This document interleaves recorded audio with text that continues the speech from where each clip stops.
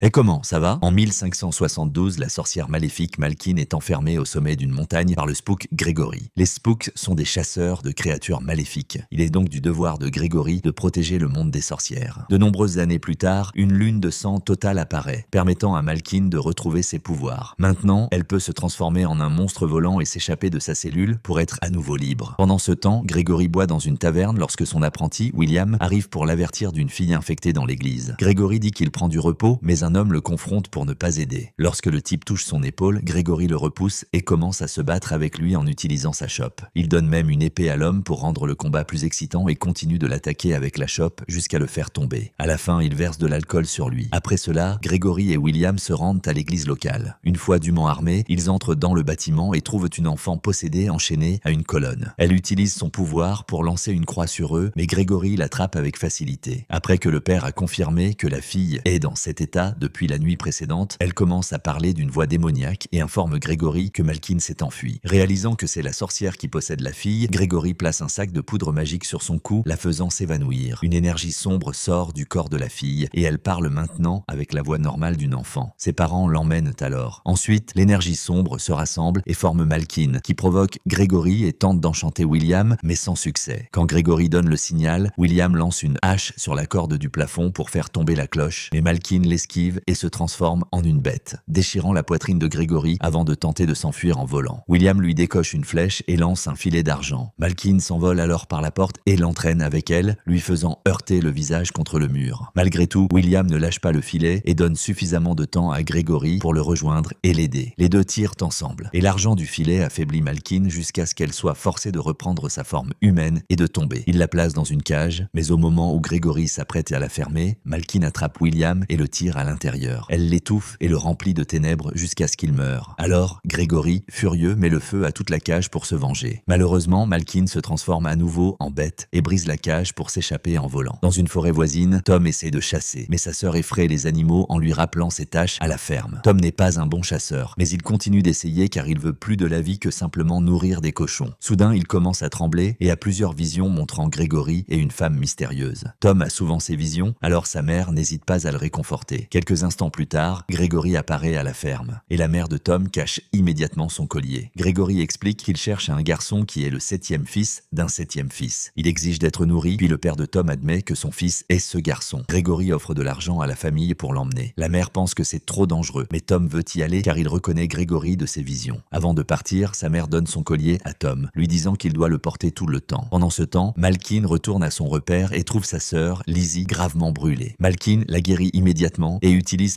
sa magie pour restaurer rapidement les lieux. Après un long voyage en bateau, Tom et Grégory arrivent en ville. Grégory donne de l'argent à Tom et lui dit d'acheter des provisions pendant qu'il se rend à la taverne. En se promenant sur le marché, Tom découvre que les habitants ont capturé une femme nommée Alice et ont l'intention de la brûler, pensant qu'elle est une sorcière. Tom reconnaît Alice comme la fille de ses visions et court pour la sauver. Il dit à tout le monde qu'il est l'apprenti de Grégory et qu'il va se débarrasser de la sorcière, alors il le laisse l'emmener. Lorsqu'ils arrivent dans un endroit plus isolé, Tom coupe ses cordes et Alice l'avertit que tous les apprentis de Grégory finissent en mettre mort. Avant de partir, elle demande à Tom de ne rien dire à Grégory à son sujet. La nuit, Alice rend au repère des sorcières et révèle qu'elle est la fille de Lizzie. Malkine est satisfaite d'apprendre qu'Alice a espionné Grégory et annonce qu'elles doivent convoquer toutes les créatures des ténèbres de la région pour attendre la lune de sang totale. Pendant ce temps, Tom traverse la forêt avec Grégory et continue d'être effrayé par des fantômes en chemin. Grégory explique que les spooks ne tuent que les monstres agressifs et qu'ils doivent arrêter Malkine au plus vite. Tom commence à trembler et a une vision de la fuite de Malkine de la cage. Il s'évanouit et ne se réveille que le lendemain matin, découvrant que lui et Grégory sont sur un bateau avec un troll nommé Tusk. Après un certain temps, ils arrivent sur la terre ferme et visitent la maison de Grégory qui est remplie d'armes, de livres et d'équipements avancés. Tom trouve une tapisserie qui montre les Falcons,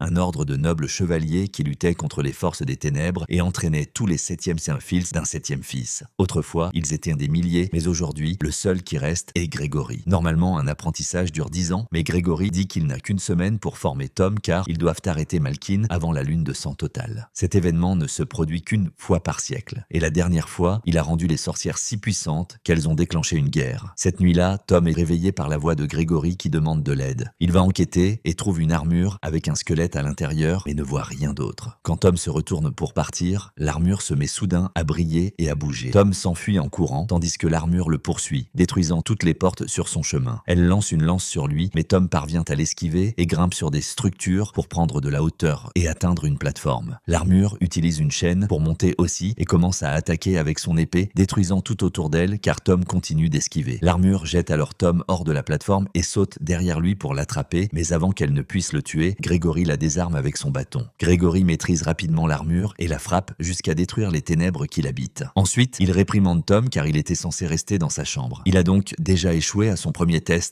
Gregory lance alors le bâton à Tom avant de l'attaquer avec une épée, le provoquant avec des commentaires désobligeants sur sa famille. Tom n'est toujours pas un bon combattant et Gregory le coince rapidement avec l'épée à la gorge avant de déclarer qu'il ne vaut rien. Frustré, Tom lance une épée qui frôle la tête de Gregory, ce qui le convainc de continuer l'entraînement. Gregory enseigne à Tom tout sur les serviteurs démoniaques de Malkin et ses puissants lieutenants. Tom apprend également à lancer des couteaux, les métaux et les herbes qui blessent les créatures des ténèbres, comment identifier chaque type de monstre et comment se protéger contre les sorts. Au repère des sorcières, les lieutenants de Malkin commencent à arriver avec une armée de serviteurs démoniaques. Quand l'un des serviteurs regarde Malkin, elle le tue immédiatement pour son manque de respect. Cela fait réaliser à Alice que Malkin ne se soucie même pas de ses propres partisans et elle tente d'avertir sa mère, mais Liz assure que Malkin ne ferait jamais de mal à sa propre famille. Cette nuit-là, Tom se réveille à nouveau en entendant un bruit et trouve Alice se baignant dans le lac. Elle demande à Tom de se retourner avant de sortir de l'eau et utilise la magie pour s'habiller. Tentant de garder le secret, cependant, quand Tom se retourne et lui prend la main, une étincelle brillante jaillit et Alice n'a d'autre choix que d'avouer. Elle est une sorcière et on dit que si une sorcière touche un homme sous la lumière de la lune et qu'une étincelle apparaît, cela signifie qu'il est son véritable amour. Alice dit aussi que toutes les sorcières ne sont pas mauvaises comme le prétend Gregory et admet qu'elle l'a espionné. Les deux sont sur le point de s'embrasser quand ils sont interrompus par les bruits que fait Tusk pendant un cauchemar. Quand Tom se retourne pour voir ce qui se passe, Alice disparaît. Le lendemain matin, le groupe entend les cloches de la ville sonner, ce qui signifie que les spooks ont été convoqués. À ce moment, un groupe de chevaliers apparaît pour les emmener en ville, un voyage qui prendra 2 jours. À leur arrivée, un prêtre leur parle d'un monstre effrayant dont aucun homme n'ose s'approcher. La créature est dans une cage et ressemble à un ours, mais Gregory le reconnaît immédiatement comme Urag, le lieutenant le plus sanguinaire de Malkin. Gregory ordonne à tous les soldats de sortir et s'assure que les portes sont verrouillées avant d'annoncer qu'il combattra la bête seule. Urag défonce la cage et tente d'attaquer Gregory, qui lui jette de la poudre d'argent pour le forcer à reprendre sa forme humaine. Un combat au corps à corps s'ensuit et les deux démontrent une grande habileté. Quand Urag coince Gregory contre un portail, Tom lui jette un objet à la tête pour lui faire lâcher son maître. Furieux, Urag commence à rouer Tom de coups, mais Gregory le surprend par derrière et reprend le combat. Cette fois, Gregory prend l'avantage, alors Urag escalade les murs pour s'enfuir. Gregory fait monter Tom sur une cage pour servir d'appât. Tom saute alors au sol et Gregory coupe la corde, faisant tomber la cage sur Urag et l'écrasant. Ensuite, Gregory tente d'étrangler Urag avec une chaîne, mais il se retransforme en ours. Tom jette plus de poudre d'argent pour briser le sort et avec Gregory pousse Urag dans la cage, l'enfermant avec des chaînes. Maintenant, les chevaliers versent de l'huile sur le sol et Gregory ordonne à Tom d'allumer le feu pour en finir avec Urag. Cependant, Tom hésite à tuer quelqu'un, alors Gregory doit le faire lui-même. Après qu'Urag a été brûlé vif, Gregory dit à Tom qu'il est inutile s'il ne peut pas tuer les sorcières, et les deux se séparent. Alice observe tout et s'approche de Tom en secret. Elle a fait des recherches sur l'étincelle et explique que parfois, elle peut signifier un destin partagé, mais d'autres fois, c'est juste de la poussière magique. Alice révèle également que Gregory a déjà été amoureux d'une sorcière. Soudain, Tom l'embrasse et les deux passent la nuit ensemble. Tom veut s'enfuir avec Alice et l'emmener en lieu sûr, mais elle dit que cet endroit n'existe pas. Cela déclenche une vision où le monde est dominé par les ténèbres et où Malkin tue Gregory. Inquiet, Tom décide de retourner auprès de son maître et dit au revoir à Alice avec un baiser. Pendant ce temps, Malkin reçoit le reste de ses lieutenants, qui l'informent de la mort d'Urag. Malkin ordonne à Lizzie d'amener Gregory. Lizzie se transforme alors en oiseau et s'envole à sa recherche. Le jour suivant, Tom retrouve Gregory, qui admet qu'il a autrefois aimé Malkin. Elle n'a pas toujours été mauvaise, mais la peur et la haine l'ont changée. Quand elle a découvert que Gregory avait épousé une autre femme, elle a tué sa femme par jalousie. Gregory l'a capturée immédiatement, mais n'a pas eu le courage de la tuer, il l'a donc simplement emprisonnée. Il regrette d'avoir été miséricordieux, car maintenant, Malkin terrorise à nouveau le monde. Gregory montre à Tom la tombe de sa femme, et explique qu'il est dur avec lui parce qu'il ne veut pas qu'il fasse la même erreur. Les deux continuent leur voyage, mais arrêtent leur chariot lorsque Tusk apparaît pour leur donner un avertissement. Soudain, le sol commence à trembler et à se fissurer, faisant fuir les chevaux de peur. Un monstre appelé Bogart sort du sous-sol et pousse le chariot, projetant les héros au sol. Gregory dit que les Bogarts ne peuvent pas être combattus et ordonne à tout le monde de courir. La créature lance le chariot sur eux, les faisant dévaler une colline. Tusk rugit face au Bogart qui hésite une seconde avant de lui donner une gifle et de le projeter au loin. loin. Grégory et Tom traversent un tunnel dans la montagne mais se retrouvent coincés au bord d'une falaise. Le Bogart s'approche maintenant par le tunnel, alors le duo décide de sauter dans la rivière. Un pêcheur sur un radeau les aide et Grégory pense qu'ils sont en sécurité, mais soudain, le Bogart saute